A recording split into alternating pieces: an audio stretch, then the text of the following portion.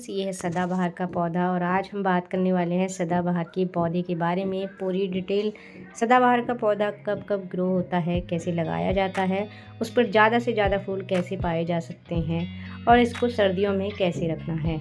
ऐसा माना जाता है कि सदाबहार का पौधा 12 महीने ग्रोथ करता रहता है, 12 महीने फूल देता है, जबकि ऐसा नहीं है।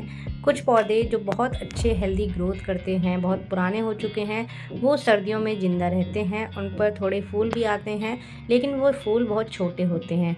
यदि हमारा पौधा नया है तो उसकी सारी पत्तियां झड़ जाती हैं, फूल आना बंद हो जाते हैं, खाली स्टेम रह जाती है। तो सर्दियों के मौसम में ये पौधा डोरमेंट हो जाता है, जबकि ये पौधा गर्मियों के समय में बहुत बड़े बड़े और अच्छे फ्लावरिंग करता है और इस पौधे पर सीड पॉट्स भी बनते हैं। कुछ लोगों के घर में यह पौधा नहीं चल पाता है, बहुत सारी प्रॉब्लम्स हैं, और कुछ लोगों के घर में ये पौधा बहुत अच्छे से ग्रोथ करता है।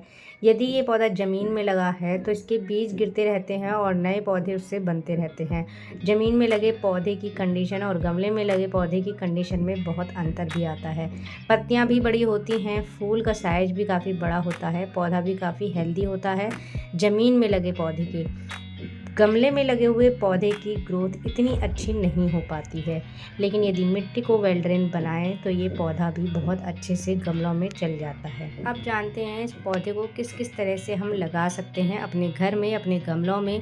तो इस पौधे को हम बीज के द्वारा लगा सकते हैं। इस पर ये फलियां बनती हैं, जब ये फलियां पक जाती हैं, थोड़ी पीली पड़ जाती हैं, उस समय इस पर बीज निकलता है।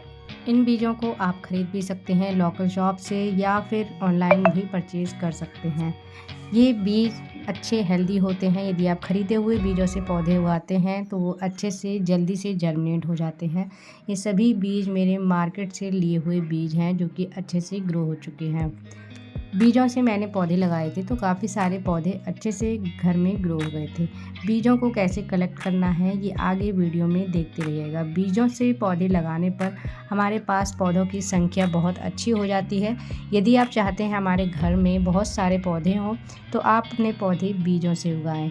बीजों से उगाने के बाद में पौधे को अलग करना बहुत ज़रूरी हो जाता है। यदि आपका पॉट छोटा है तो आप उसे अलग करिए। यदि आपने बड़े पॉट में बीज लगाए हैं तो ज़रूरी नहीं है, आप एक ही पौधे में, एक ही गमले में 3 से 4 पौधे आसानी से रख सकते हैं। वैसे भी हमारे पौधों में ज़्यादातर ओवर वाटरिंग की प्रॉब्लम हो जाती है, इसलिए कोशिश कीजिए कि एक गमले में हम 2 या 3 पौधे ज़रूर लगाएं। इससे हमारा वाटरिंग मेंटेन रहता है और ओवर वाटरिंग की प्रॉब्लम भी सॉल्व हो जाती है और हमारे पौधे अच्छे से चल पाते हैं। कभी भी पौधों को बहुत ज़्यादा पानी नहीं देना चाहिए, स्पेशली गमलों में बहुत ज़्यादा पानी देने से पौधे हमेशा ख़राब होते हैं। और इस पौधे के बारे में तो स्पेशल टिप यही है कि इस पौधे को ज़्यादा पानी बिल्कुल भी पसंद नहीं है। सीडलिंग को रिपोर्ट करने के लिए ये ज़रूरी है कि हमारा पौधा इतना बड़ा हो जाए जितना आपको इस वीडियो में नज़र आ रहा है। इससे पहले यदि आप रिपोर्ट करते हैं तो पौधा मर भी सकता है, और रिपोर्ट करने का सही समय भी होना बहुत ज़रूरी है। मौसम इवनिंग का होना चाहिए। यदि बरसात चल रही है तो बहुत अच्छा समय है, किसी भी समय आप रिपोर्ट कर सकते हैं। कटिंग के द्वारा भी हम इस पौधे को लगा सकते हैं। यदि आपके घर के आसपास ज़मीन में कोई पौधा लगा है तो उसकी कटिंग बहुत ही हेल्दी होती है, वहाँ से आप कटिंग लेंगे तो आपके 100% पौधे ग्रो कर जाएंगे। यदि आप कटिंग लाए हैं तो आप उसको मिट्टी में ना लगाएं, कोशिश करिए या तो आप उसे रेत में लगाएं या फिर कोकोपीट में लगाएं। यदि आप उसे फर्स्ट टाइम कटिंग के द्वारा लगा रहे हैं तो कोकोपीट या रेत का इस्तेमाल ज़रूर करें। कोकोपीट एक सॉफ्ट मीडिया है जिससे कि जड़ें बहुत ही जल्दी से आ जाती हैं और हमारा पौधा जल्दी से कटिंग में जड़ें बना लेता है और जल्दी से वो ग्रो हो जाता है। कोशिश करें जब भी आप कटिंग लगाएं तो एकदम स्टैंड करके बिल्कुल भी ना लगाएं। ज़्यादा से ज़्यादा पत्तियां उसमें से निकाल लें और उसको थोड़ा सा इस तरह लगाएं लिटा कर कि उसको थोड़ा सपोर्ट मिले, जिससे कि वो बार बार हिले ना। क्योंकि जब भी हम कटिंग लगाते हैं और वो कटिंग यदि थोड़ी भी हिल जाए तो वो बहुत जल्दी से ख़राब हो जाती है। इसलिए कटिंग को सपोर्ट देना बहुत ज़रूरी है। बहुत लंबी कटिंग भी हमें नहीं लगानी चाहिए, क्योंकि लंबी कटिंग हिल जाती हैं, वो खड़ी नहीं हो पाती हैं, क्योंकि उसमें जड़ें नहीं होती हैं।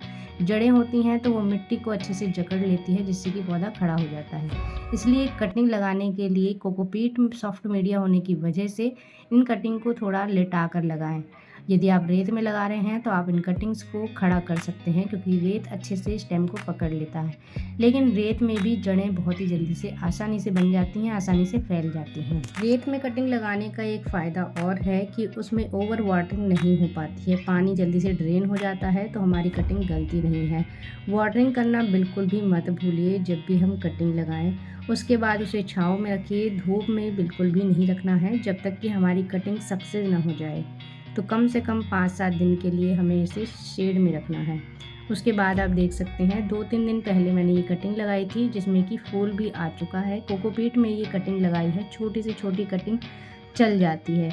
कटिंग चलने का अपना एक एक्सपीरियंस होता है, जिससे कि कटिंग कभी चलती भी है और कभी नहीं भी। तो लोकेशन और वाटरिंग की बात करें, इस पौधे को थोड़ा सा बड़ा होने पर ही आप इसे धूप में रख दीजिए। यदि आप कटिंग से ग्रो कर रहे हैं, कटिंग जब भी हल्दी सी नज़र आए कि ये चलने लगी है, तब आप उसे धूप में शिफ्ट कर दीजिए। यदि बीज से ग्रो किया है तो पौधा थोड़ा सा बड़ा हो जाए, बल्कि बीज से 4 पत्तियां भी निकल आएँ, तब भी उसको हल्की धूप में रखना शुरू कर दीजिए। तभी ये पौधा अच्छे से चल पाता है। जितनी अच्छी धूप लगेगी उतने बड़े फूल आएंगे, उतना पौधा हेल्दी होगा। ज़्यादा से ज़्यादा इस पौधे को धूप में रखना होता है। ज़्यादा से मतलब पूरा दिन की धूप किसी भी पौधे को पसंद नहीं होती है, 5-6 घंटे की धूप इस पौधे को चाहिए। पानी के बारे में बात करें तो इस पौधे की मिट्टी जब तक ड्राई ना हो जाए तब तक इसको पानी नहीं देना चाहिए। ये पौधा हमेशा ज़्यादा पानी से ही ख़राब होता है। मिट्टी के पॉट में यदि हम इस पौधे को लगाते हैं तो बहुत अच्छे से ग्रो करेगा। फर्टिलाइज़र की बात करें तो वैसे तो ये पौधा अच्छी धूप में रखने पर काफ़ी अच्छे फूल प्रोड्यूस करता है, लेकिन ज़्यादा से ज़्यादा फूल पाने के लिए हमें इस पौधे की पिंचिंग करना भी ज़रूरी है। साथ ही में यदि हम इसमें लिक्विड फर्टिलाइज़र जैसे कि प्याज के छिलकों का पानी, केले के छिलकों का पानी या फिर खट्टी छाछ का पानी आप अगर देते हैं तो फूल भर भर कर आते हैं और काफ़ी बड़े और काफ़ी डार्क कलर में आएंगे। इसके अलावा आप अपने पौधों की साइड से मिट्टी की गुड़ाई करके वर्मी कंपोस्ट या गोबर की खाद भी दे सकते हैं। ये मेरा छोटा सा 1 हैंड का पौधा है, जो कि बीज से मैंने ग्रो किया था और इस पर लगातार फ्लावरिंग हो रही है। इस पर पिंचिंग करने के बाद में इसमें बहुत सारी नीचे से स्टेम्स भी निकल रही हैं। तो अपने पौधे की जब वो एक ब्लांच का हो जाए तो उस पर पिंचिंग करना बिल्कुल भी मत भूलिए। जो भी स्टेम लंबी जा रही हो उसको कट कीजिए, इससे हमारा पौधा घना होगा। ज़्यादा से ज़्यादा स्टेम आएंगी तो ज़्यादा से ज़्यादा फूल आएंगे। और हेल्दी बनाए रखने के लिए खाद भी अगर प्रॉपर देते हैं तो हमारे फूलों की संख्या, कलर, उनका साइज़ काफ़ी बड़ा हो जाता है। और पौधे को धूप में रखना बिल्कुल भी ना भूलें। 5-6 घंटे की सुबह की या शाम की धूप में पौधे ज़रूर रखने चाहिए। इससे हमारे पौधों की ग्रोथ बहुत ही अच्छी होती है। पानी का खास ख्याल रखें, यदि पानी कम हो जाता है तब भी इसकी पत्तियां बाइंड हो जाती हैं। अब इसकी सीड्स कलेक्ट करने के बारे में बताते हैं। जब हमारे फूलों पे फलियां बन जाती हैं, इस तरह की पीली हो जाती हैं, तो ये फलियां खुद ही खुल जाती हैं। लेकिन यदि हमें इन्हें कलेक्ट करना है तो इनका ध्यान रखना पड़ेगा। कोई भी डेली इस पर नज़र रखें। जब हमारे इस पर सीड पॉट बने तो जैसे ही ये सीड पॉट थोड़ा सा खुलता है तो आप इसको तोड़ लीजिए। आपको ध्यान से इनको तोड़ना है, अदरवाइज़ ये बीज बिखर जाते हैं हमारे गमले के अंदर। और इसमें देखिए काफ़ी सारे बीज गिर चुके हैं। बरसात का मौसम था, ये जून के महीने में इस पर सबसे ज़्यादा बीज आते हैं। आप उस समय इनको कलेक्ट कीजिए और बरसात में इन बीजों को ग्रो कर सकते हैं। आप चाहें कि इनको कलेक्ट नहीं करना है तो ये बिखर कर ऐसे ही मिट्टी में मिल जाते हैं। कुछ समय बाद इनकी गुड़ाई कर दीजिए मिट्टी की, या फिर ऊपर से कोकोपीट डाल दीजिए, तो आपके ये सारे बीज इसी गमले में ग्रो हो जाएंगे। या फिर आप इनको कलेक्ट कर लीजिए, ट्राई करके सही समय आने पर यानी बरसात या फरवरी के मौसम में आने पर इन बीजों को लगाया जा सकता है। पौधे की गुड़ाई करना बिल्कुल भी मत भूलिए। किसी भी पौधे की मिट्टी जब अच्छे से जम जाती है तो हमें उसकी समय समय पर गुड़ाई करनी है। कुछ फलियां हमारी नीचे गिर चुकी हैं, तो वो फलियां भी, उसमें भी कुछ बीज हमारे रह गए हैं जिन्हें हम निकाल सकते हैं। तो इनके बीजों का बहुत ध्यान रखना पड़ता है, क्योंकि फलियां कभी भी खुल जाती हैं और बीज बिखर जाते हैं। पौधे की गुड़ाई करने से हमारे पौधे में एयर सर्कुलेशन बना रहता है। मिट्टी ज़्यादा टाइट होने से पौधे में एयर सर्कुलेशन नहीं बनता है, तो वो ग्रोथ भी बहुत अच्छे से नहीं करता है। इसलिए जब भी आपको लगे कि हमारी मिट्टी टाइट हो चुकी है तो आप उसमें गुड़ाई ज़रूर कीजिए। यदि आप पौधे के लिए नई मिट्टी तैयार कर रहे हैं तो उस मिट्टी में रेत की मात्रा और गोबर की खाद की मात्रा ज़्यादा होनी चाहिए। इसकी मिट्टी में कोकोपीट ना मिलाएं तो ज़्यादा अच्छा होगा, क्योंकि कोकोपीट बहुत समय तक गीला रहता है और इसको ड्राई सॉइल पसंद है कि जल्दी से मिट्टी सूखे और ये थोड़ी सी हार्ड बनी रहे। इसलिए इसकी मिट्टी में रेत की क्वांटिटी ज़्यादा होनी चाहिए और गोबर की खाद मिलाएंगे तो पौधे बहुत ही अच्छे से ग्रो करते रहेंगे। एक सबसे इम्पॉर्टेंट टिप है कि कोई भी पौधा हम लगाएं तो उसको बार बार डिस्टर्ब बिल्कुल भी ना करें। ना तो उस पौधे को बार बार रिपोर्ट करें और ना ही उसको ज़्यादा छेड़ें। जैसा है उसको ऐसे ही रहने दीजिए और बहुत ज़्यादा मिस्टिंग भी मत कीजिए। इस पौधे में होने वाली कुछ प्रॉब्लम्स हैं। वैसे तो इस पर कोई कीड़ा नहीं लगता है, लेकिन चींटियों का अटैक आपको दिख जाएगा।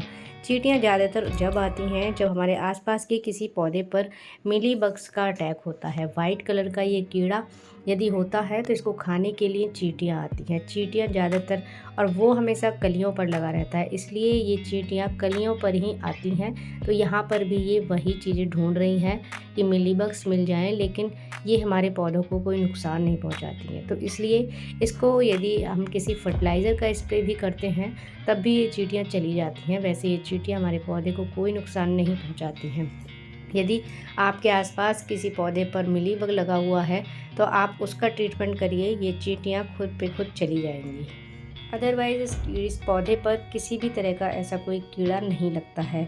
यदि स्पाइडर माइट्स का अटैक यदि किसी पौधे पर होता है तो हो सकता है कि इस पर भी आ जाए, वरना अपने आप से इस पौधे पर कोई कीड़ा नहीं लगता है।